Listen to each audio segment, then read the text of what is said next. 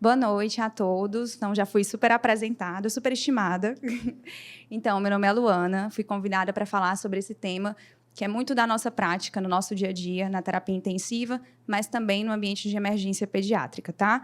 Pensei em fazer uma aula, a gente conversando aqui um pouquinho, vai ter um caso clínico, mas bem tranquilo, sem estresse, sem quiz, tá? E fiquem à vontade para perguntar o que vocês quiserem, tá bom? Então, vamos lá. Ui, não está funcionando. É aqui mesmo? Perfeito. Gente, então, trazendo um pouquinho de contexto, né? A insuficiência respiratória aguda é a nossa incapacidade do sistema respiratório em, de forma adequada, manter oxigenação e ventilação. Ou seja, ele falha em suprimir as nossas demandas metabólicas de forma fisiológica, tá? A insuficiência respiratória, ela é diagnóstico de quase metade das internações no leito de terapia intensiva, mas também nos leitos de emergência pediátrica. Lembrar, como vocês já devem ter visto, acho que na primeira aula, que é a principal causa de parada cardiorrespiratória. Então, a gente precisa identificar e precisa manejar o mais cedo possível. Bom, algumas particularidades da pediatria que trazem, né, a necessidade de uma atenção maior comparada a um paciente adulto, né, eu trouxe essas alterações que são anatômicas e fisiológicas também. Então, a gente vai ter que, na pediatria, geralmente eu tenho uma redução do calibre das vias aéreas, ou seja, eu tenho maior possibilidade de colapso de via aérea e uma maior resistência ao fluxo. Certo? Depois, a gente vai ter o subdesenvolvimento da ventilação colateral, que a gente lembra lá na fisiologia, né? Então, o que acontece? Eu não tenho aqueles canais, os poros de Kohn, então favorece que a gente tenha atelectasias. Né? Um paciente que, geralmente, ele tem uma língua proporcionalmente grande à cavidade oral. Então, isso dificulta, muitas vezes, até uma intubação, mas também ele, por si próprio, pelo tamanho da língua, tem como se fosse um fator obstrutivo. A caixa torácica mais complacente. Lembrar, complacência é aquela capacidade de distensão, mas também de recolhimento elástico. Então, acaba que esse paciente tende a ter um recolhimento elástico maior. Certo? Fadiga muscular, principalmente por causa do tipo de fibra muscular que eu tenho na faixa etária pediátrica, um controle do centro respiratório, muitas vezes imaturo, principalmente nos primeiros 2 anos de vida, e um maior metabolismo e maior demanda de oxigênio. Então, tudo isso faz com que um paciente pediátrico ele tenda a ter insuficiência respiratória de uma forma mais rápida do que o paciente adulto, certo? Falando um pouco sobre a fisiopatologia, né, do que seria o normal no complexo respiratório. Respirar é um processo muito difícil, é muito complexo respirar. Por isso que, inclusive, a gente fala que quando você coloca o seu paciente em ventilador mecânico, não é nem para chamar de respirador mecânico, porque quem faz respiração são seres vivos, né? Respirar depende de muitas coisas, depende de controle neurológico. É claro que a gente é capaz de comandar a nossa respiração. Então, eu consigo fazer uma pausa, eu consigo acelerar, eu consigo diminuir meu ciclo respiratório, mas eu não consigo fazer isso de forma prolongada, porque o controle respiratório ele acontece a nível neurológico, principalmente no meu tronco cerebral. E aí, principalmente a respeito do bulbo, né? O bulbo vai ter o nosso centro respiratório. E daí eu vou ter informações importantes para regular ritmo, frequência, volume corrente. Então, é uma coisa que foge da nossa tentativa de controle espontâneo, certo? Então, é importante na fisiologia respiratória o centro respiratório, é importante o pulmão. De que forma? O centro respiratório ele vai mandar para a gente comandos neuromusculares para que eu tenha contração de músculos tóraco-abdominais e contração diafragmática, de tal forma que eu vou rebaixar a diafragma, gerando uma pressão negativa intratorácica que vai permitir a entrada ou influxo de ar. Certo? E o pulmão, dentro da sua unidade funcional, que é aquela unidade que eu vou ter o alvéolo e a membrana capilar, eu vou ter a troca. Essa troca é chamada de hematose. Então, isso o ventilador mecânico ele não faz. Quem faz é o ser vivo mesmo, tá certo? A classificação da insuficiência respiratória. A gente vai poder classificar de muitas formas. Uma das formas a respeito do mecanismo fisiopatológico, que pode ser hipoxêmica ou do tipo 1, ou hipercapnica ou do tipo 2. Eu posso classificar também a respeito da localização anatômica. Então, por exemplo, eu posso ter uma insuficiência respiratória do tipo alto, por laringomalácia, por uma croup, por um corpo estranho. Posso ter uma localização baixa, relacionado, por exemplo, a um processo infeccioso, um pneumotórax, uma atelectasia. E, por fim, relacionada ao tempo de instalação. Uma insuficiência respiratória ela pode ser aguda ou crônica, ainda que a literatura não diga exatamente para a gente quando que esse paciente passa a ser crônico. Se é em semanas, se é em meses, né? Esse tempo ainda se perde na literatura. E aí, hoje, na aula, a gente vai falar muito sobre o mecanismo fisiopatológico da insuficiência respiratória. Bom, eu vou falar para vocês, eu vou jogar aqui algumas informações, que é o que a gente vai encontrar na literatura, mas eu queria que nada ficasse muito fixo na cabeça em relação a esses valores, tá? Eu tenho 2 tipos de insuficiência, principalmente relacionada a mecanismo fisiopatológico. A tipo 1, que vai ser a hipoxêmica, e a tipo 2, que vai ser a hipercápnica. E aí, a maioria das vezes, a literatura vai te dizer o seguinte: quando o paciente tem numa gasometria, uma pressão arterial de oxigênio menor do que 60, geralmente acompanhado de uma saturação menor do que 90, eu me encontro no tipo 1. Quando, na gasometria, a gente encontra uma pressão arterial de CO2 maior do que 50 a 55, geralmente acompanhado de um pH ácido, ou seja, uma acidose respiratória, eu estou diante de uma insuficiência respiratória do tipo 2, que ela é hipercápnica. Por que eu coloquei bem de negrito aqui? Ponderar valores e aquela frase de sempre, a clínica é soberana. Porque a gente precisa saber quem é esse paciente. Então, imagina só, eu estou com um paciente que tem tetralogia de Fallot, que tem um shunt intracardíaco, que ele mistura sangue venoso e sangue arterial. Provavelmente, a pressão arterial de oxigênio desse paciente ela é naturalmente mais baixa. Então, isso quer dizer que ele está em insuficiência respiratória só por esse valor? Não, não quer dizer. Mesma coisa pensando no segundo exemplo.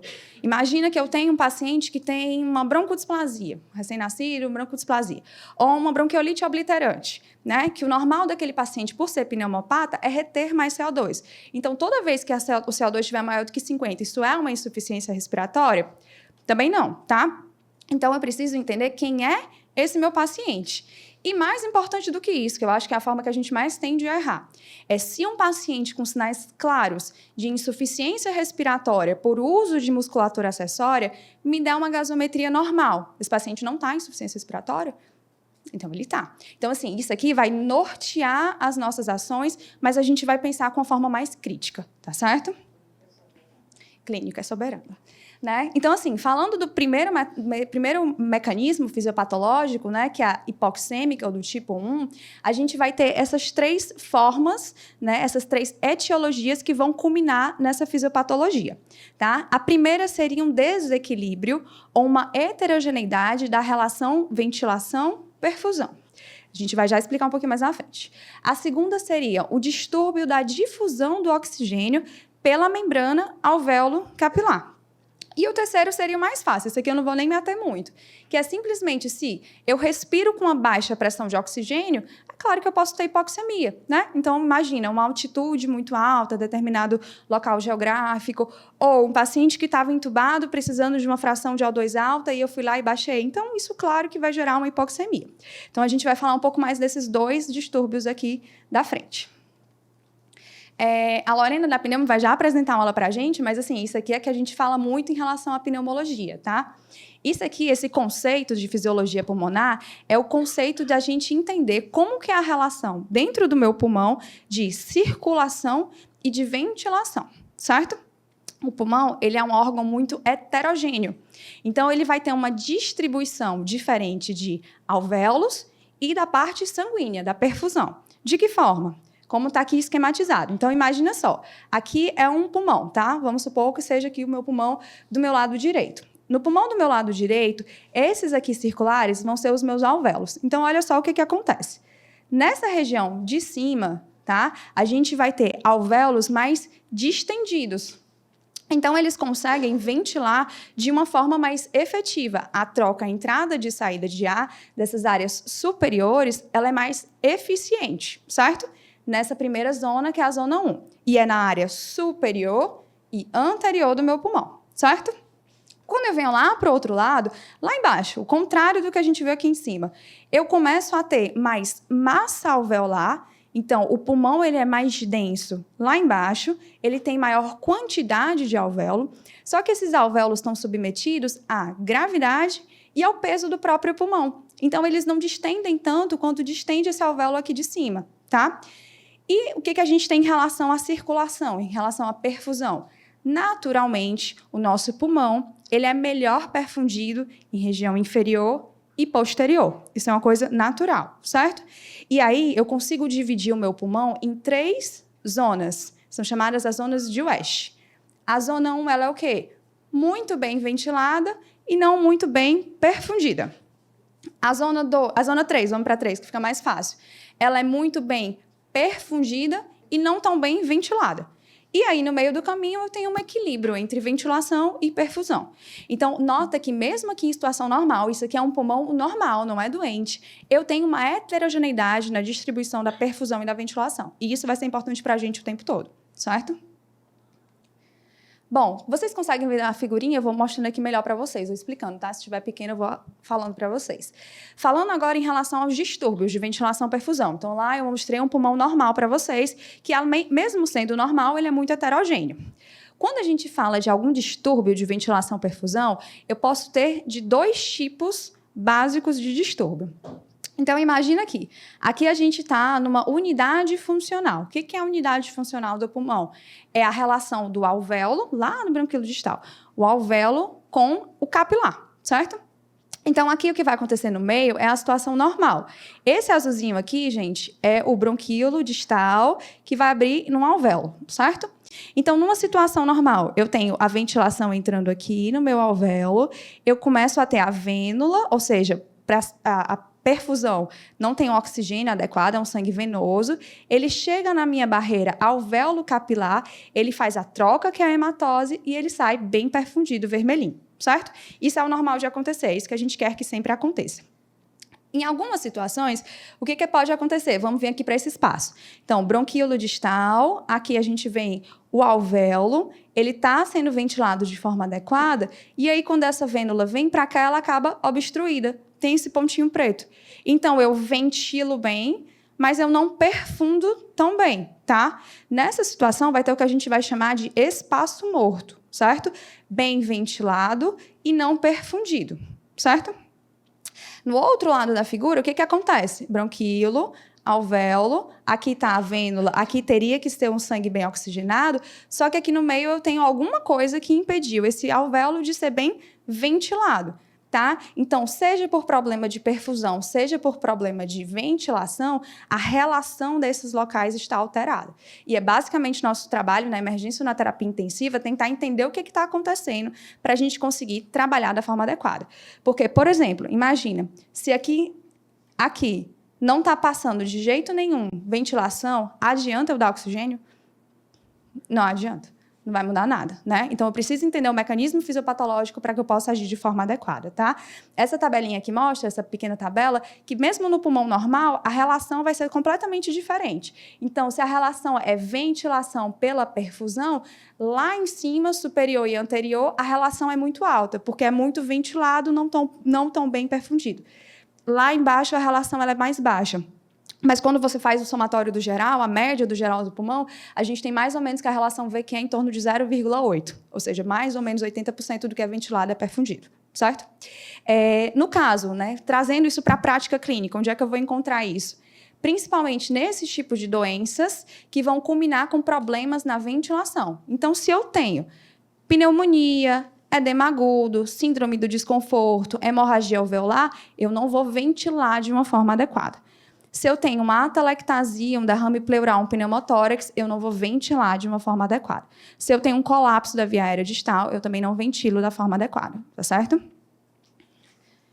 Bom, e aí supondo que eu tenho outro mecanismo, supondo que a ventilação está ocorrendo de uma forma adequada, a perfusão está ocorrendo de uma forma adequada, e eu estou bem aqui na minha unidade funcional, naquele momento que o alvéolo deveria trocar os gases com o meu capilar. Se eu tiver algum problema nessa membrana, eu também não vou conseguir fazer isso de uma forma adequada. Então, isso é um outro mecanismo de insuficiência respiratória hipoxêmica, certo? Quem causa isso? Principalmente infecção, principalmente tuberculose. câncer no geral também, linfangite, né, carcinomatose, e aquelas doenças, né, que a gente viu lá na clínica, uns anos atrás, que são as pneumoconiosas, que é a aspiração de partículas. Tudo isso pode causar também. Aqui é mais um que não adianta eu encher meu paciente de oxigênio, porque ele não está trocando. Então, o mecanismo não é esse. Bom, falamos de insuficiência respiratória do tipo hipoxêmica, vimos o que era a relação ventilação-perfusão, e agora a gente vai para o outro mecanismo, que é o mecanismo da insuficiência do tipo 2. Qual é a insuficiência do tipo 2? Aqui eu não estou ventilando o meu paciente de forma adequada. Quem que lava CO2? É o ar que entra e o ar que sai do pulmão. Então, se eu não consigo colocar o ar para dentro e o ar para fora, a minha pressão de CO2, meu gás carbônico, ele aumenta, tá certo? Então, basicamente, em forma geral, o que a gente está querendo fazer o tempo todo? A gente está querendo manter o nosso volume minuto adequado. Volume corrente é aquilo que entra no pulmão, vezes a frequência respiratória, eu estou tentando o tempo inteiro tentar deixar isso normal. Se por acaso eu não consigo ventilar de forma adequada, vamos supor, não consigo ventilar porque tomei uma sedação. Não estou conseguindo ventilar de forma adequada. A minha frequência respiratória caiu porque eu tomei uma sedação. O meu volume minuto vai baixar. E se o meu volume minuto baixa, o meu nível de CO2 aumenta. Então, no início do quadro, nesse tipo 2, ela realmente é puramente hipercapnica. Então, quando eu olho a minha gasometria, parece que só o que aumenta ali inicialmente é o meu PCO2. Mas pensem, se esse processo perpetuar, uma hora eu não vou trocar O2 também. E aí, uma hora eu vou ter uma insuficiência mista. Certo? Quando a gente fala desse tipo de insuficiência hipercapnica, tipo 2, basicamente, para a gente não errar, ou é alguma coisa neurológica, ou é alguma coisa muscular, ou é alguma coisa que não deixou eu ventilar direito.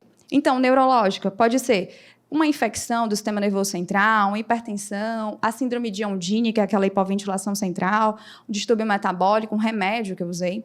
Alguma coisa neuromuscular, distúrbio eletrolítico, principalmente, lembrar de magnésio, lembrar de fósforo, lembrar de potássio, porque isso interfere na parte neuromuscular. Ou doenças como tétano, polineuropatia ou alguma doença neuromuscular. Ou uma sobrecarga ventilatória, né? Um derrame pleural, um politrauma, um corpo estranho, alguma coisa que dificulte a minha ventilação. Bom, falando de insuficiência respiratória, então a gente já entendeu o conceito, a gente já conseguiu classificar nos tipos fisiopatológicos, agora a gente vem para as manifestações clínicas, tá? As manifestações são diversas, podem ser desde manifestações inespecíficas, tipo a criança está mais irritada, ou está mais largado, alguma coisa de sudorese, né? Assim, uma coisa mais inespecífica. Pode ser alguma coisa mais sistêmica, então taquicárdico, bradicárdico, hipotenso, hipertenso, o pulso paradoxal, que é aquele pulso que se altera pela pressão intratorácica aumentada, ou que a gente vai mais ver mesmo, que são as manifestações respiratórias. De forma geral, lembrar que, exceto aquele paciente que não leu o livro, mas de forma geral, o sinal de uso de musculatura acessória, ele tende a ser ascendente. Então, primeiro ele faz tiragem subcostal, depois ele é intercostal, vem para a retração de fúrcula, batimento de asa, vem para o gemido, tá? O gemido ele é um sinal de falência respiratória. É como se o paciente quisesse fechar a glote para aumentar a capacidade residual funcional. Então, é um sinal também de iminente falha desse paciente. Até cianose, bradipneia e outros achados. Qual é o sinal que a gente precisa sempre se atentar para a gente tentar intervir de uma forma mais precoce? É a taquipneia. Lembra que a gente falou naquela equação? Eu sempre estou tentando manter volume minuto. Então, o volume corrente vezes a frequência respiratória mantém o meu volume minuto. Se alguma coisa se altera, eu aumento a frequência respiratória para eu compensar esse volume minuto. Então, na hora que você olha o paciente que de manhã estava com a frequência respiratória de 20, agora está 45, ele está querendo me dar um sinal de que alguma coisa está errada. Que mesmo com a gasometria normal, ele está se compensando. Então, a gente precisa intervir, certo? E aí o manejo na emergência, né? Que eu acho que é uma das coisas principais para a gente, que é o que a gente vai fazer. Então, a gente precisa inicialmente identificar, né? Acho que deve ter sido falado para vocês também anteriormente, né? Ou no curso de pausa, ou em qualquer curso de emergência, a respeito do triângulo da avaliação pediátrica, né? O triângulo da avaliação pediátrica, ele veio da Academia Americana de Pediatria desde 2000, praticamente mesmo 23 anos depois, não tem nada melhor para substituir isso na avaliação inicial do paciente, porque é difícil você deixar passar alguma coisa. Então, assim, Luana, mas eu não estou falando de insuficiência respiratória, eu estou falando de choque. Serve também. Qualquer paciente grave, ele pode ser avaliado com triângulo de avaliação pediátrica, certo? Então, ele realmente tem uma relevância muito importante.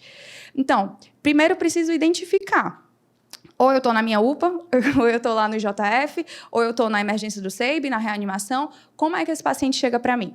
Primeira coisa que a gente precisa é da anamnese completa. Mas eu entendo que, às vezes, no caos, você não consegue uma anamnese completa. Mas a intenção é entender o que foi que aconteceu para você conseguir agir de forma adequada.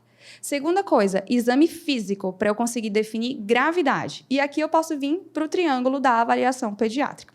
Como é que está a aparência desse meu paciente, né? Como é que está o tônus? Esse paciente é consolável? Ele é irritado? Como é que está o olhar desse paciente? Ele interage com os pais? Ele está muito irritado ou ele está completamente largado? Então, a gente precisa descrever a aparência dessa criança.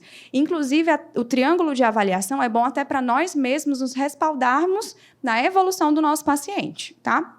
Segunda coisa do triângulo, o trabalho de respiração. Então, é um paciente que é eupneico, que é só taquipneico, ou já está utilizando musculatura acessória, está com sinais de falha respiratória, está cianótico, está apneico, como é que ele está? E a circulação da pele, como a gente falou no primeiro slide, hipoxemia, né? Ou seja, paciente com insuficiência respiratória é a causa número 1 de parada. Então, ele já pode estar dando sinais de hipoperfusão, certo? Como é que está a frequência cardíaca, pressão, tempo de enchimento, tudo isso é muito importante. Outra forma de avaliar seria utilizando o ABC do paciente grave também, tá? O importante é a gente não deixar passar nada. Então, garantir permeabilidade da via aérea desse meu paciente, seja no ambiente que eu estiver. Se eu estiver numa UPA, eu recebi esse paciente na sala vermelha, não importa. Eu preciso garantir a permeabilidade da via aérea dele, seja apenas com posicionamento ou, se for necessário, com aspiração de via aérea. Se nesse momento eu não consigo deixar essa via aérea permeável, ou seja, patente, eu já vou entubar ele desde o A. Certo? No B, a gente encontra a avaliação da troca gasosa, ou seja, esse paciente está expandindo de forma adequada, tem uma saturação adequada, ou seja, um paciente que eu até consigo ter um pouco mais tempo de raciocinar. E aí eu vou oferecer para ele oxigênio ou suporte ventilatório, de acordo com o que ele precisar. No último, que é o C, é a avaliação cardiovascular. Então, a gente volta bem parecido com o que a gente viu no triângulo da avaliação pediátrica. São só formas diferentes da gente se organizar na avaliação desse paciente, certo? Fluxograma, né? Acho que é uma parte bem importante, que todo mundo quer saber o que eu vou fazer, né? Estou com o paciente na reanimação, na UTI, na emergência, o que eu vou fazer? Seja lá qual foi o motivo que trouxe esse teu paciente para a tua sala de emergência, o fluxograma ele é praticamente o mesmo. O que eu vou fazer é praticamente a mesma coisa, tá? É claro que é muito importante eu entender a causa de base, mas naquele momento de urgência, o manejo é praticamente o mesmo. Então, a gente precisa saber, esse paciente tem via aérea pérvia? Bom, se ele não tem via aérea pérvia, a gente já viu que a gente vai abrir a via aérea desse paciente, principalmente lactente pequeno, gente, é basicamente a gente hiperestender o pescoço, a gente já consegue melhorar muita coisa, né? A gente, às vezes, aspira uma via aérea, narina, boca, a gente já consegue melhorar muita coisa, né? Então, aspirar, se necessário, abrir a via aérea e, neste momento inicial, eu vou fornecer oxigênio a 100%, seja com máscara não reinalante, por exemplo, tá? Depois de ter feito essa primeira manobra, a gente vem para cá. Então, vamos supor, não, meu paciente não estava com via aérea pérvia, né? Desculpa, ele estava com via aérea pérvia e eu já vim para cá. Aí eu vou me perguntar, esse paciente está em apneia ou bradipneia? Esse paciente está letárgico? Ou eu dei oxigênio a 100% e ele permanece hipoxêmico? Se isso acontecer, eu não tenho tempo para poder pensar em etiologias, eu preciso agir. Então, esse paciente vai vir para ventilação com bolsa, máscara e válvula, e vai vir com oxigênio a 100% para a sequência rápida de intubação. Mas foi trauma, mas foi envenenamento, mas foi um corpo estranho. Não me importa nesse momento. Se eu não fizer isso aqui, esse paciente vai parar, tá certo? Então, sequência rápida de intubação, se eu abrir via aérea, aspirei, forneci oxigênio, o paciente não tem uma patência necessária, a gente vai intubar. Agora, se eu fiz tudo isso, né, ele veio para cá e ele não está apneico, não está bradipneico, não está letárgico, ele não tem uma hipoxemia persistente, aí eu vou ver o que esse paciente precisa. Eu vou tentar entender o que ele precisa. Ele precisa de um oxigênio em catéter nasal. Não, ele precisa de uma ventilação não invasiva. Então, aqui eu tenho tempo para eu conseguir pensar no que esse paciente precisa. Eu tenho tempo para pedir exames complementares, para raciocinar e dar para esse paciente o que ele precisar, certo? É completamente diferente desse outro extremo aqui. E aí eu coloquei o exame complementar, o slide do exame complementar, exatamente depois do fluxograma. O que eu estou querendo dizer com isso? Não existe um só exame que atrapalhe que atrase a sua conduta no caso do paciente grave. Ah, mas eu queria um raio-x, eu queria uma gasometria. Não. Se o paciente está grave daquele jeito, com apneia, com bradipneia, letárgico, sem manter via aérea, não me importa o exame, eu vou agir naquele momento, tá certo?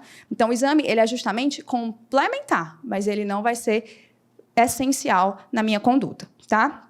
Falando de exame complementar, a gasometria é estrela, né? Nesse momento de insuficiência respiratória, vai ser o que a gente mais vai utilizar e o que mais vai nos dar informações, mas tem outras coisas também. Exames microbiológicos, eu acho que é uma pneumonia, que é um derrame pleural, então, assim, penso que tem uma infecção associada. Vou pedir meus eletrólitos, que a gente já entendeu a importância na avaliação neuromuscular desses eletrólitos.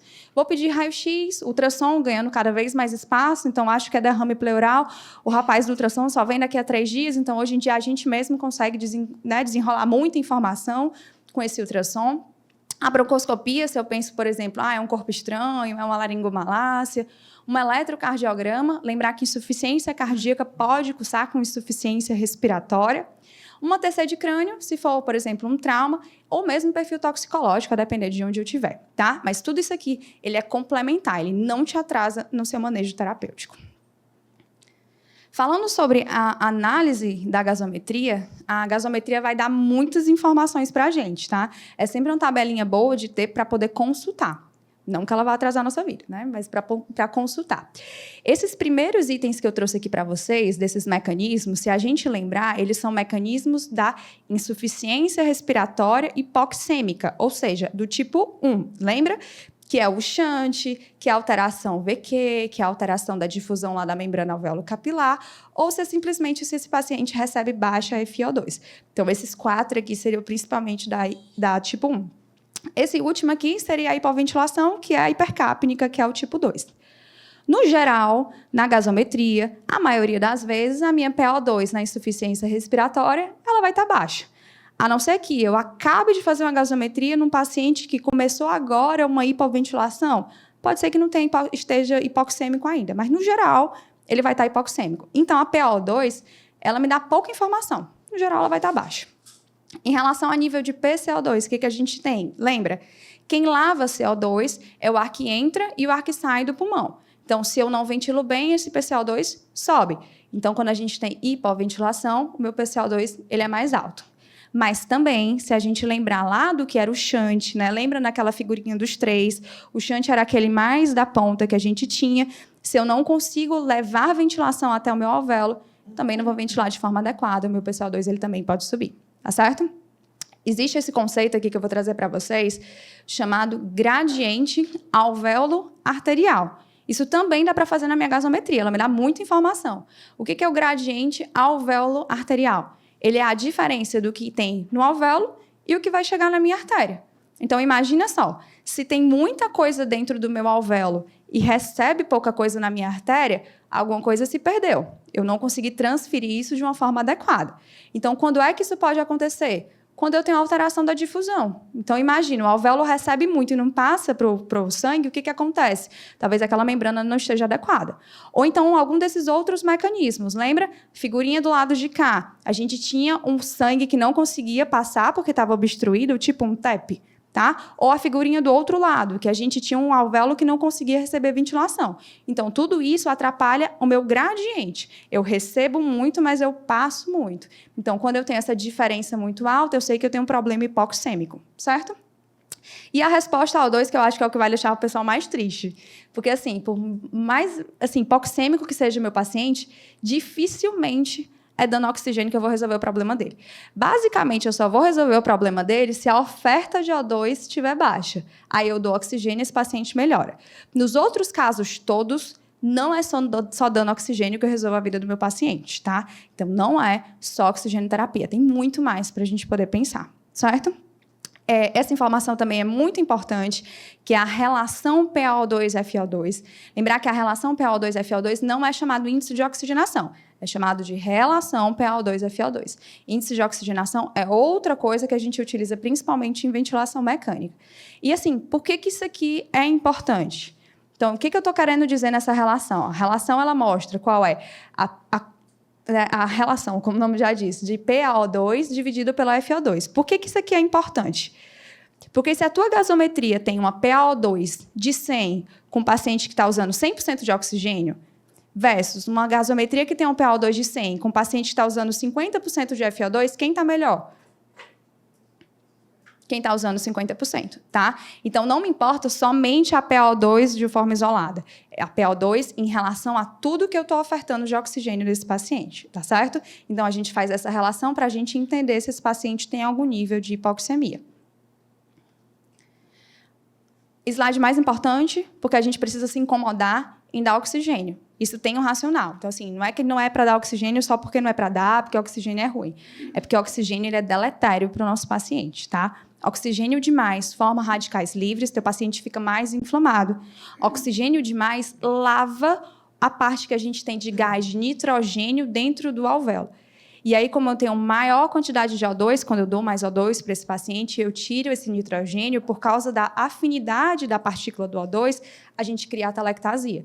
Então, na dúvida, a gente não coloca FiO2 100% para todo mundo, só naquele momento de maior gravidade, e eu estou o tempo inteiro pensando quando é que eu vou tirar o oxigênio desse paciente. Bom, falando de oxigênio terapia, só para eu também acho que é uma tabela também bem importante de ter para dar aquela pescada, né, quando for importante. Então, manejo de emergência pediátrica, quando eu indiquei oxigênio, quais são as formas de dar oxigênio para o meu paciente? Eu tenho as formas de oxigênio de baixo fluxo e oxigênio de alto fluxo. O que é o oxigênio de baixo fluxo? É principalmente o cateter nasal, tá? Aquele cateterzinho simples que a gente coloca aqui na orelhinha do paciente, que é o cateter do tipo óculos, certo? Ele não é aquecido. Então, ele não é tão confortável. É difícil você conseguir dar muita litragem de oxigênio através do catéter nasal.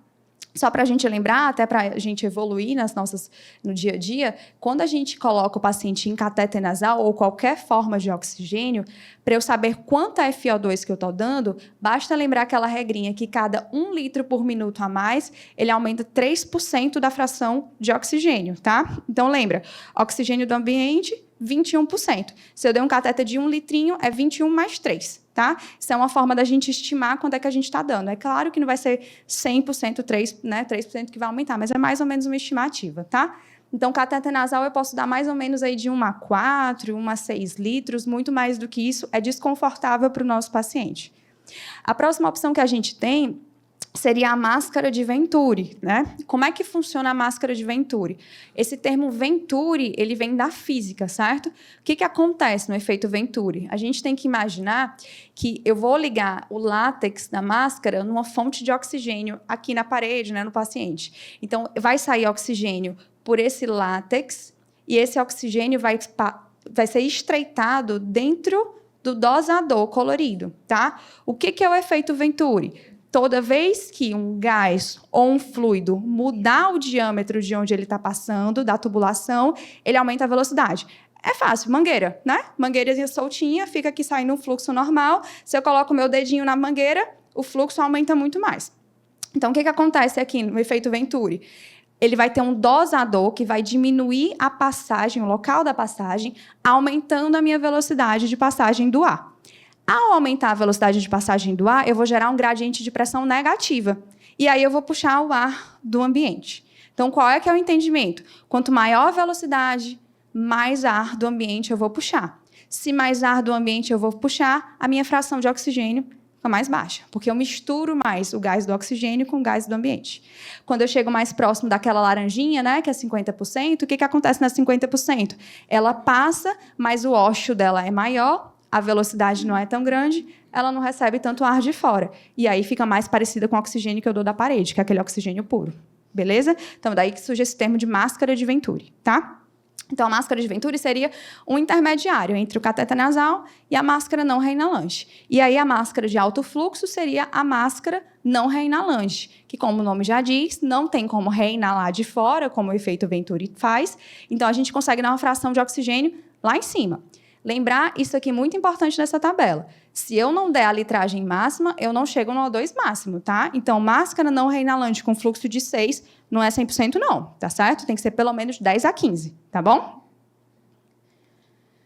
Falando um pouco sobre ventilação não invasiva, né? Então, eu falei no suporte inicial, que seria dar ou cateter nasal, ou máscara não reinalante, ou máscara simples mesmo, e a gente vem para um paciente com ventilação não invasiva. A ventilação não invasiva, como o nome já diz, é tudo aquilo que eu posso oferecer sem intubar e sem traqueostomizar, certo? É descrito desde 1987, o primeiro uso na pediatria, então isso não é novidade. Então, a gente pode utilizar na emergência, a gente pode utilizar na reanimação, a gente pode utilizar na terapia intensiva, certo? De acordo com a patologia que eu tiver, eu posso atingir taxa de sucesso de até 80% sem precisar intubar esse paciente. Então, vale a pena a gente estudar, conhecer esse método para indicar em alguns pacientes. Como é que os fundamentos, né? Como é que a VNI vai funcionar? A VNI vai funcionar através de uma interface, geralmente no rosto do nosso paciente, em vários locais do rosto do nosso paciente, e vai gerar uma pressão positiva nessa interface, de tal forma que eu aumento a pressão transpulmonar. O que é a pressão transpulmonar? É aquilo que chega pelo meu alvéolo. Então, eu aumento a minha pressão transpulmonar, gerando um fluxo de ar para o pulmão. Aí eu reduzo o meu trabalho respiratório, ou seja, diminuo fadiga, eu aumento a capacidade residual funcional do meu paciente e o meu volume minuto, e eu otimizo a minha relação ventilação-perfusão. Então, olha só como é diferente eu dar uma VNI para o meu paciente versus eu colocar ele na máscara não reinalante.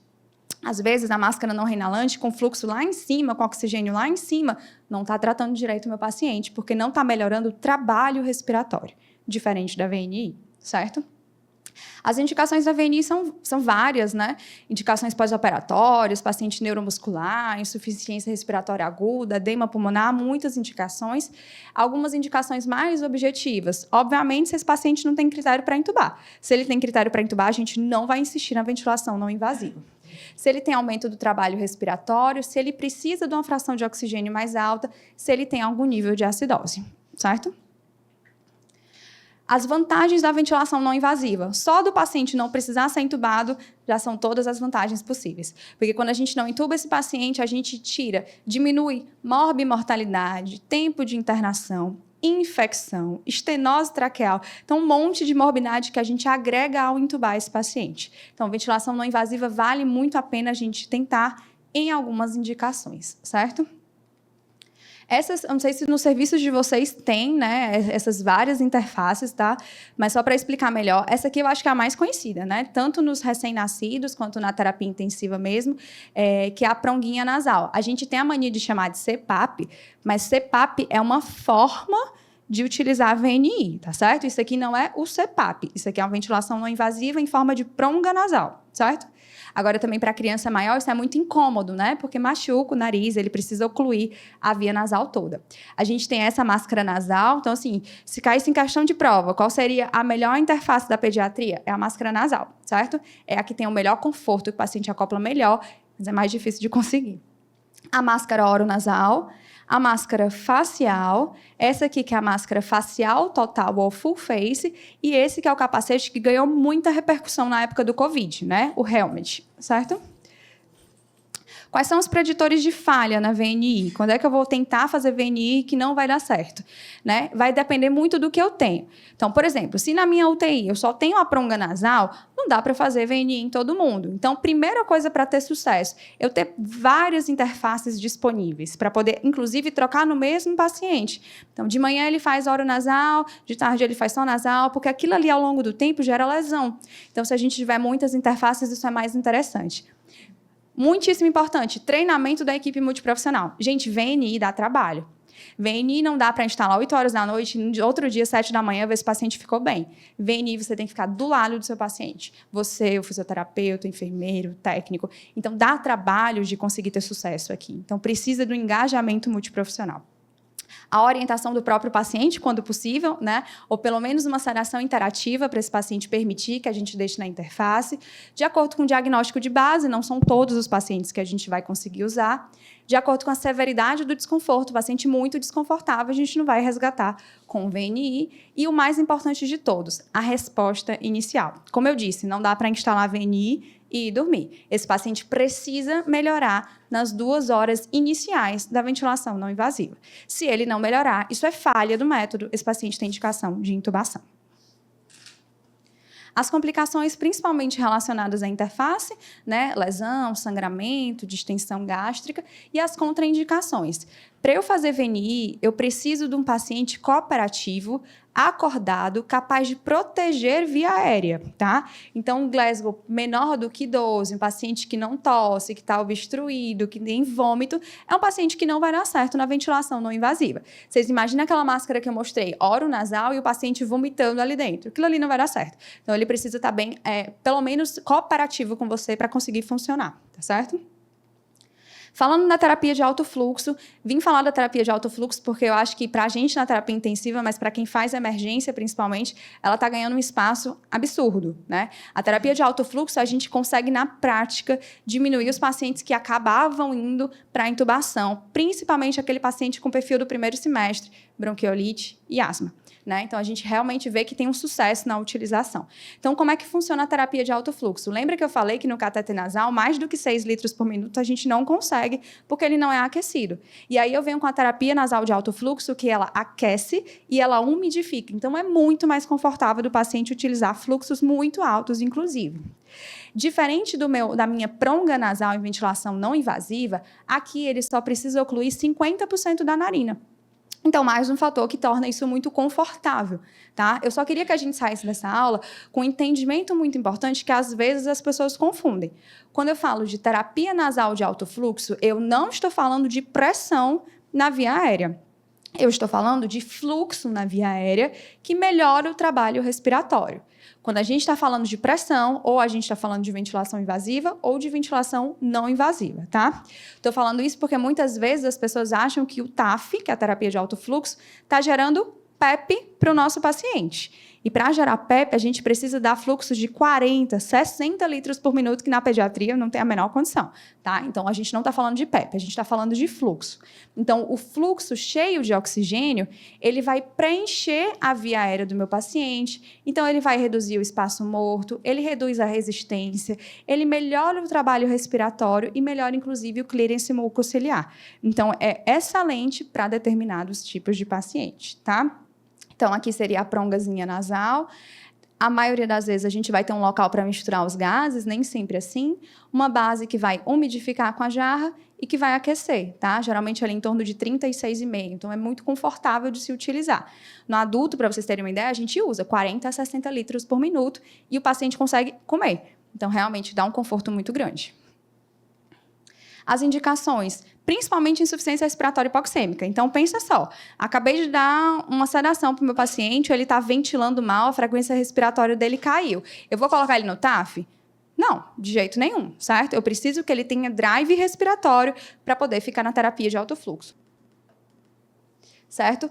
Suporte como pós-operatório, principalmente para cirurgia cardíaca, e coloquei um asterisco ao lado de asma e bronquiolite, porque por mais que a gente veja na prática esses pacientes melhorando, quando você parte para a literatura, você ainda não está muito respaldado. A literatura, ela respalda ventilação não invasiva para bronquiolite, para asma, mas o TAF, não sei se por ser novo, se a gente ainda lá na frente vai encontrar mais literatura, mas por enquanto ele não é superior à VNI, tá certo? As complicações também relacionadas à interface, né? Então, trauma nasal, epistaxe ou distensão gástrica, certo? Então, a gente falou de classificação, de etiologia, do nosso manejo na emergência, falamos de só oxigênio, de ventilação não invasiva, de terapia de alto fluxo, tá? Baseado no que a gente falou agora, esse é um caso bem simples, tá? Um casinho clínico, só para a gente pensar o que a gente vai fazer, certo? Então, olha só, paciente 8 anos, 30 quilos, sexo masculino. Ele veio na sala de emergência por um relato de acidente moto-carro. A criança foi encontrada a 2 metros da cena, desacordada, sem capacete. E aí, do exame físico, a gente tem paciente grave, anictérico, acianótico, afebril, desidratado e hipocorado, com Glasgow de 6, né? Então, o Glasgow dele, ó, abertura ocular não tem, resposta verbal não tem, resposta motora ele só retira a dor, com pupilas isofoto. Da parte cardiovascular, ausculta, nada que chame a atenção, mas o paciente com a frequência cardíaca de 168, ou seja, alto para ele, com a pressão de 68 por 40, com 49 de média, ou seja, baixa para ele, com ausculta pulmonar de roncos, com um padrão irregular em gasping, com saturação de 75%, com abdômen que não chama muita atenção, com extremidade de perfusão inadequada e tempo de enchimento capilar de 4 para 5 segundos. Aí eu pergunto para vocês, qual é o exame que não pode faltar nessa situação? o exame que eu não posso deixar de fazer nessa situação? É o exame físico, tá? É o exame físico. Gente, pelo amor de Deus, se você rodar uma gasometria aqui... Pronto, era isso que eu queria de vocês. Qual é o exame? É para vocês perguntarem, que exame? Que exame? Exatamente, que exame? Nenhum exame. Exato, perfeita, partir para cima. Exatamente. Quais são os diagnósticos dessa criança? Ele tem um TCE grave, porque ele tem um Glasgow menor do que 8, e o paciente que está em franca insuficiência respiratória. Se a gente fosse se basear no fluxograma, chocado também. Perfeito. Pelo amor de Deus, não vão rodar gás nessa criança, não. De 4 para 5 segundos, né? Hipotenso, taquicárdico, né? Se a gente fosse voltar lá para o nosso fluxograma, a primeira coisa que a gente vê, então assim, não, Luana, eu não quero, não me emociono não, quero fluxograma, tá bom. Então, se a gente fosse para o fluxograma, a primeira coisa da pergunta do fluxograma, essa via aérea tá pérvia? Supondo que eu até consegui, eu hiperestendi o pescoço, né? Eu aspirei ali, vamos supor que saiu sangue, alguma coisa assim, mas com esse Glasgow de 8, ele consegue proteger via aérea? Não, acabou-se o fluxograma, é para esse paciente ser entubado, tá certo? Então, de jeito nenhum, em momento de gravidade clínica desse jeito, o exame não vai me ajudar. Por mais que eu tenha trazido várias observações ali de gasometria, paciente em franca insuficiência respiratória, não me importa qual seja o mecanismo, hipoxêmico, hipercápico, não me importa, esse paciente precisa ser entubado, tá? E aí eu vou dar uma pincelada aqui com vocês a respeito de sequência rápida de intubação, tá? Dava para passar 3 dias falando de sequência rápida de intubação, mas vamos só dar uma pincelada. A sequência rápida de intubação, para a gente não deixar nenhum passo passar, a gente fala sobre os 7 P's, certo? Quais são os 7 P's? Né? A preparação, a pré-oxigenação, a pré-medicação, a paralisia com sedação, o posicionamento, a passagem do tubo e o pós-intubação. Então, vamos falar rapidinho. Qual que é a definição? Quando eu falo de sequência rápida de intubação, só para a gente sair com esse conceito bem feito na cabeça, tá? Sequência rápida de intubação não é porque ele está muito grave que eu vou intubar rápido. Não é esse o conceito. Sequência rápida de intubação é utilizar de forma sequencial algumas medicações que vão me permitir intubar esse paciente. Então, não tem a ver com agilidade. Eu intubei rápido, eu fiz em sequência rápida. Não. É em sequência a drogas utilizadas de forma sequencial. Certo? O conceito de sequência rápida de intubação tem a ver com o fato de eu não conhecer esse paciente. Então, eu não sou a anestesista que marquei com a dona Maria de vir amanhã em jejum operar a vesícula dela. É uma criança que acabou de chegar para mim na emergência, que eu não sei o que ela comeu, eu não sei o que tem no estômago, que ela pode aspirar durante o momento da intubação. Certo? Então, a sequência rápida de intubação é nesse sentido. Uma coisa para a gente falar a respeito da pediatria, eu mesmo já senti isso ao longo da minha residência, que a gente, no começo da residência de pediatria, não utilizava bloqueador neuromuscular para a criança, a gente intubava com a criança com sedação, com opioide, mas a gente não usava bloqueador, e acho que o Covid veio muito para poder trazer a experiência do adulto para a pediatria, e hoje em dia a gente faz sequência rápida de intubação utilizando bloqueador neuromuscular. O que o bloqueador neuromuscular faz para a gente? Ele melhora as nossas tentativas. Então, quando eu utilizo um bloqueador neuromuscular, eu tenho mais chance de intubar esse paciente da primeira tentativa. Inclusive, alguns estudos mostram na residência. Então, ou seja, a curva de aprendizado com o bloqueador neuromuscular ela é muito melhor. Então, não é para ter medo de bloquear. Se você vai intubar esse paciente, você vai definir a via aérea dele. Não tem o que ter medo de bloquear. Então, a gente vai utilizar, tá certo? A sequência rápida de intubação ela é utilizada na insuficiência respiratória aguda, na apneia, na ventilação à oxigenação inadequada, no rebaixamento do nível de consciência. Praticamente só não vou usar em situações eletivas ou parada, né? Parada eu não vou fazer medicação. Preparação. Então, assim, só uma listinha aí para vocês terem, né? O laringoscópio, o tubo, o dispositivo do ambu, o fio-guia sempre. Intubar sem fio-guia não é sinal de marra para intubar, é para intubar com fio-guia. A gente precisa acertar essa intubação de primeira. Sonda de aspiração, o vácuo, o látex de oxigênio, a seringa para testar o meu cuff, o coxim, a fixação da cânula, monitorização, acesso pérvio, identificação de uma via aérea difícil que eu vou precisar de mais recursos. Falando a respeito um pouco do laringoscópio que a gente vai utilizar, das lâminas, né? A gente tem as lâminas retas, a lâmina curva. Eu não sei como é a experiência de vocês no dia a dia, mas só para dizer que não tem certo ou errado, tá? É o que você está acostumado a utilizar. Então, se eu utilizo mais lâmina reta, não tem problema nenhum estudo vai te mostrar que você está errado de utilizar. Na pediatria, a gente tende a utilizar a lâmina reta, que é a de Miller, nas crianças principalmente menores de 1 ano, menor de 2 anos, e a Macintosh, que é a curva, nas crianças um pouco maiores. Mas não tem problema nenhum, você pode utilizar o que for melhor para você, tá? A visualização da via aérea é diferente, certo? Se eu estou usando essa aqui que é reta, o que acontece? A gente vai anteriorizar a epiglote. É como se eu levasse a epiglote lá para cima. Se eu utilizo a lâmina de Macintosh, eu vou pinçar o meu laringoscópio na valécula. Então, a visualização dessas são diferentes, tá certo? Mas você pode utilizar qualquer um. Tá? A preparação, né? Ou seja, o tubo que a gente vai escolher, a gente tem essa regrinha aqui, que seria a idade dividido por 4 mais 4, um tubo sem cuff, ou idade dividido por 4 mais 3,5 num tubo com cuff, tá? Hoje em dia, na pediatria, a gente entuba as nossas crianças com cuff, tá certo? Os estudos realmente mostram que essas crianças são ventiladas melhor e, principalmente, que eu tenho menos troca de tubo se eu já entubar essa criança com cuff. Então, no geral, a gente vai tentar entubá-la com cuff mesmo, tá? Nos menores de 2 anos, que fica difícil fazer essa regra, a gente pode seguir mais ou menos esse decoreba, né? Prematuro vai ser um tubo de 2,5 a 3, o recém-nascido termo em torno de 3, menor de 6 meses de 3,5 a 4 e de 6 a 12 meses de 4 a 4,5. Né? Vai depender muito do paciente, mas é basicamente isso. E lembrar de testar o cuff antes de entubar. Em relação à pré-oxigenação, que é um passo também da sequência rápida de intubação, a gente vai tentar não ventilar esse paciente, ou seja, eu vou tentar não ambusar, mas eu tenho que fornecer oxigênio para ele, tá? Então, 3 a 5 minutos de FO2 de 100%, evitar ventilar o paciente. E aí eu trouxe esse gráfico para vocês, que eu acho que deve estar pequeno para ver, mas eu queria que vocês prestassem atenção numa coisa bem importante. Aqui eu estou falando de pressão arterial de oxigênio, certo? E aqui eu estou falando de saturação. É muito importante a gente lembrar o momento de parar. Então, eu estou tentando entubar esse paciente, a saturação começou a cair. Eu não vou até esse paciente ficar cianótico, porque é difícil ele voltar a PO2. O que esse gráfico quer dizer? Mais ou menos aqui, ó, numa saturação de 100%, a PO2 desse paciente varia numa faixa muito ampla, de mais ou menos 80 até quase 500, certo? Só que quando a saturação cai ali na tentativa, mais ou menos 70, a PO2 desse paciente cai a 40. Então, esse paciente fica muito hipoxêmico. Então, cuidado com as tentativas de levar esse paciente com a saturação muito baixa. Então, fica de olho na tentativa, você acompanha no monitor, ficou em torno de 70%, está na hora de parar, certo? A pré-medicação, que antes a gente falava muito que era regra na pediatria, hoje em dia não é mais regra.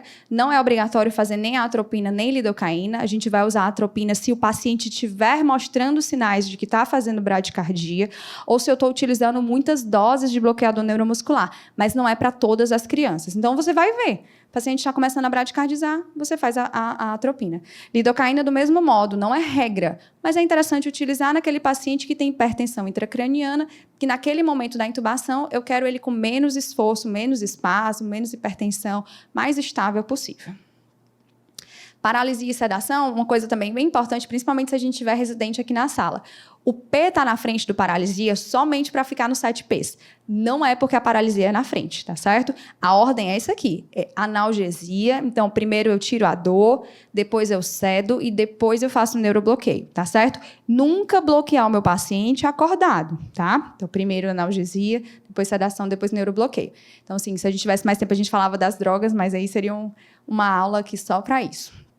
Posicionamento vai depender do tamanho da criança. Se eu tenho um lactente, o occipito é muito maior, o coxinho ele é aqui escapular, tentando sempre alinhar o meato, pavilhão.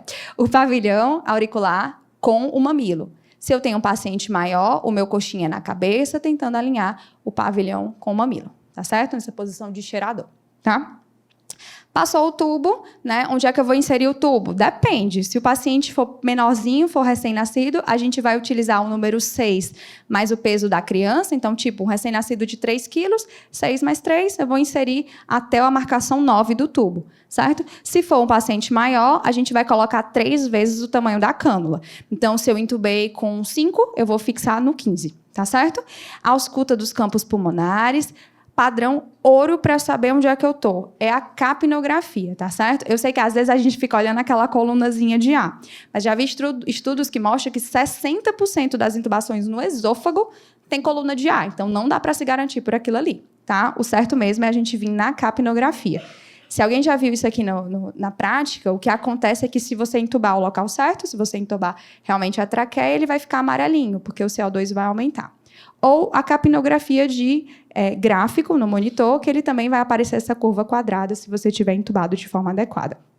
Fazer o raio-x sempre, insuflar o cuff, fixar o tubo e ajustar o ventilador mecânico, certo?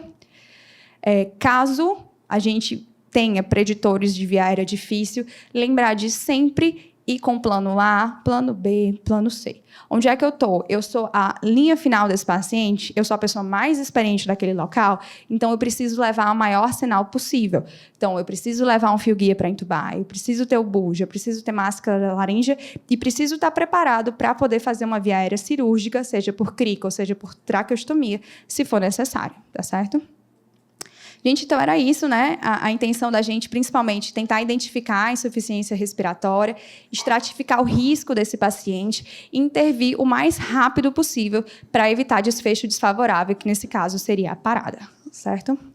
E é isso. Muitíssimo obrigada.